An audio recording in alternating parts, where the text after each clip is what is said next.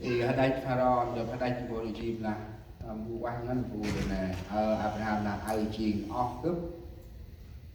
chỉ phùng ở đây trên đây cũng chơi mà buồn bằng này ta buồn mang ngoài ra ân ở đây để kiếp ai chiên phụ Abraham tôi mong bằng lúc du phương ngor này chạy đi hul bằng ấp ngân nào thật bằng Moria chỉ katalah Hasra adalah Abraham kemudian kia còn mày sắp aga chỉ ô nó ngay cái mặt kia đi tao bằng sắp đâu giờ nào phải là to mà bằng màu trở lại rồi ý là màu on nó ít mà hệ kia nào cho đó chẳng cả ta im rồi ngoài anh hệ kia cũng ăn được hệ barabu lo lớn hệ cho cứ tin Chúa sẽ làm việc đó cho mình thì anh hệ nôm ngắn thì cho ngắn mặt ngoài ra món nào ngoài ra tón nào này là tắt ngắn mà hè Katalah nào tắt mà hè tắt kia ta là mông tươi chùa kia ta là mông tươi ngòi kia ta là mông tươi là bằng tức nào tắt này giờ là anh nào cho hè khuyết chuyện già anh kia nào cho cả ta lên nó hàng là sai trên trong tâm thương và khuyết tâm thương này tâm tôi xuất nào đang được ấy nào đó cô tôi yang quán chết mà có tròn chết tật chết mà ngoài là cả là hè đặc rìa bằng mà nào đang sẽ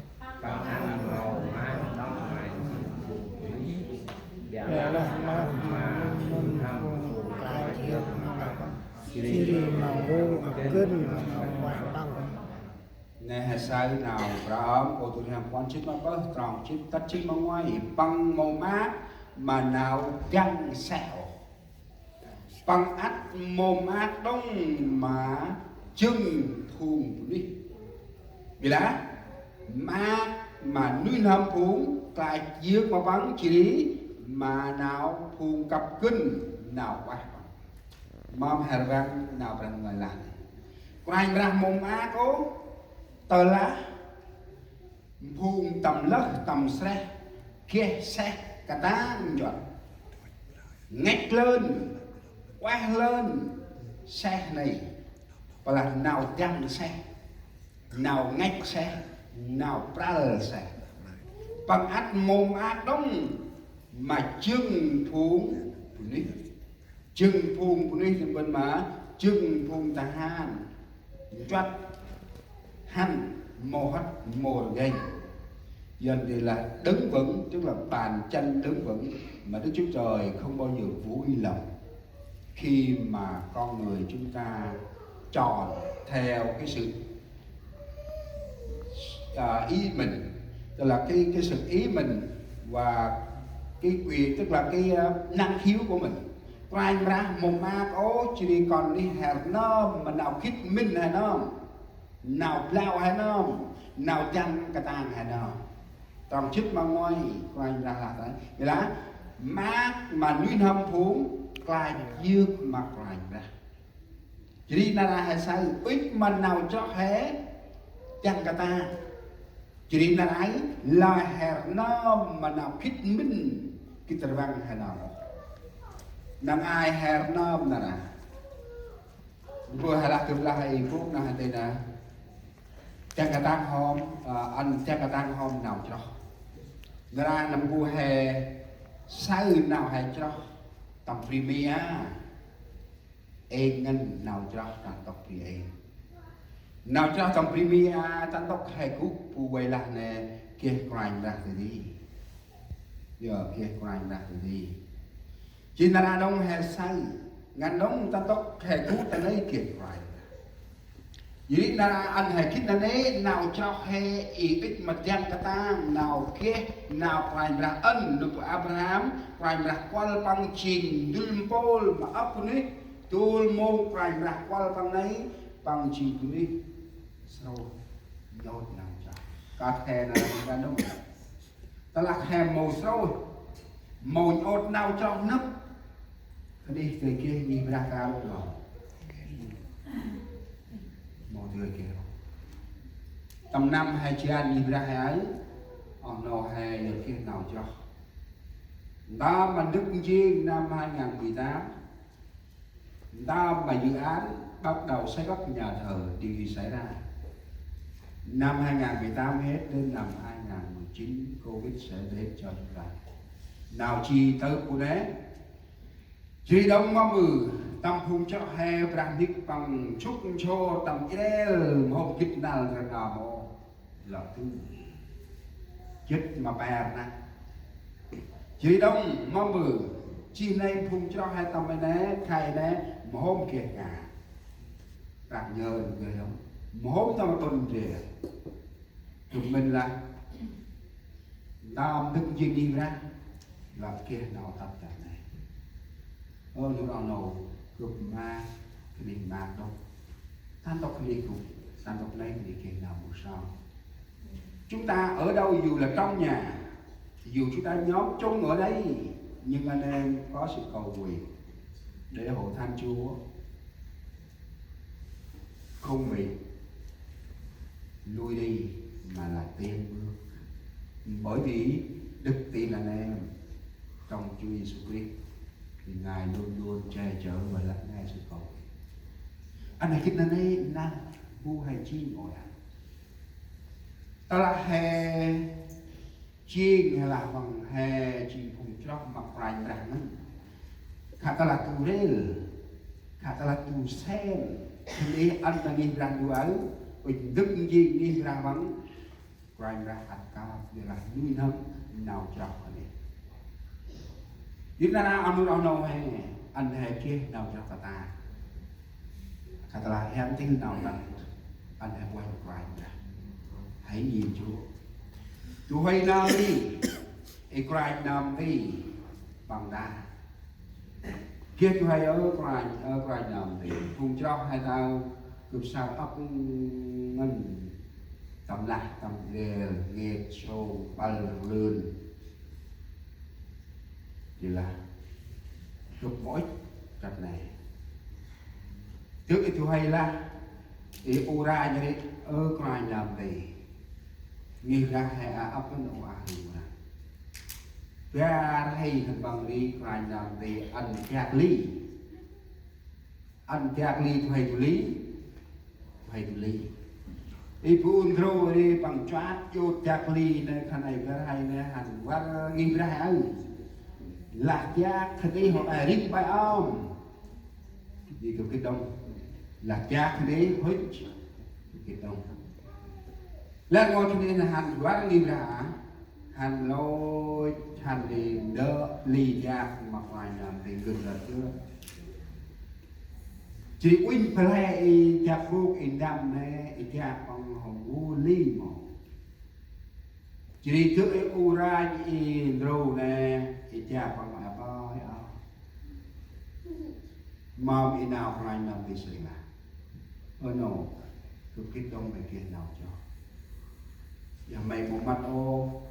cha mày ai mày bằng mà mình mà hành gớm thì mà cười tắt đi cha mày ta ly ấy là ôi chi tập đất cái này đấy nào cho mày đã quay ra mày mà quay ra đấy nó quay ra mày bằng quay chào má đi cha mày ta lý bằng hút trước mày sao ura nhau bằng hành rơi bằng bài hút ra ly ra bằng giòn cả đó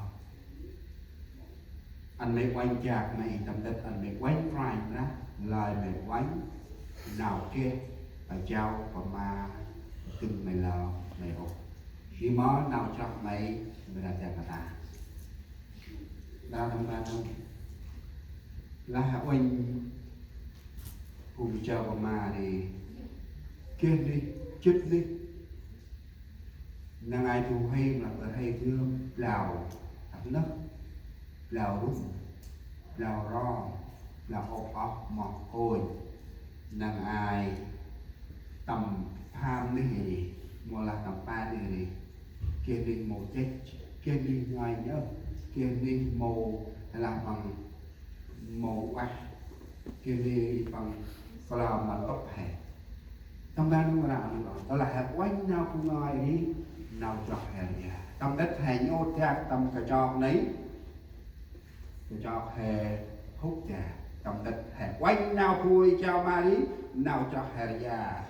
thì ra hè trong đất khuất là ngôi thì được thèm một hai kiện nào cho trong ban nó ít mà kia nào cho cả ta là hạt quanh nhau của trời mà mỗi lẽ cứ lát y là hạt quanh trời mà đi giờ ý thi hạt quanh giờ ý mù thi hạt chả là để mà người để mà kia nào cho keep you faith mắt nào cho một con nào là được hãy đi ta đang tôi ra chỗ còn coi điện gì đó thì lịch sử bằng tạ can cả hai càn ông và mà chủ tịch quốc hội thì bài mà sắp đọc hè tất ra bằng chi đam ta bằng tạ hội nghị cà pri Đài Loan cà pri Philippines cà pri Campuchia hội nghị quốc tế Ấn Độ cuối cùng bình tới thì ngày hôm qua trôi hết cuộc đời chúng ta rất là ngắn ngủi nào đi hè hè là cướp chúng ta đâu mang ái cướp ngoài mà thì ôi đã cướp một cái mang ngon ngon chỉ ôi ta ngon chỉ với anh này kia nào cho cả ta là quanh của treo quanh vào mà Abraham vùng còn lại Israel từ lúc vương gọi Egypt mà là Lord từ lúc vương còn sự ông cùng rồi mong tông tàn lạc họ bằng hắn non Lord lai mình gương về coi lại ngồi chỗ này hắn non mà bưởi ô rồi bằng dắt bài nào phải là đã đồng lòng gương về coi chìm bút nào phải ra nôm cũng chưa là lo nặc sàm bắt mà hắn non lúc họ bao giờ cũng rồi phải là số thì ôi mà bao cái mà vàng đẹp thì lời nghi ngờ so quanh lắp nha thì người tôi chỉ lên nào cho thằng bạn ăn ổn nào cho còn một vài làm thì lại luôn cho ra thấy tôi hay là khuất rồi hôm nay cái này đông ở quanh vài là trên đông thương hay trên đông thương đồng từ ra hay sao ta chắc cái tang hóm tầm nào cho ít mà chắc cái tang tầm nào đi xin làm nào giờ anh hé kia nào cho mạnh mẽ trong nếp sống tin cậy nào giờ thì làm cái gì nào của đoàn là chắc cái tang tầm nào đi xin làm nào anh hé kia nào cho chắc cái tang tầm nào đi xin mặc lại ra gì nào tâm năm ru sập nào trong ngài tròn chích ma sinh rôm ta này hay sai bằng say sắc chân bằng ra giờ là bằng chết tắt tu hèn nam chí chỉ đi say ra mồ hôi trời kia con đồng giờ là nào cho bằng mồ dạo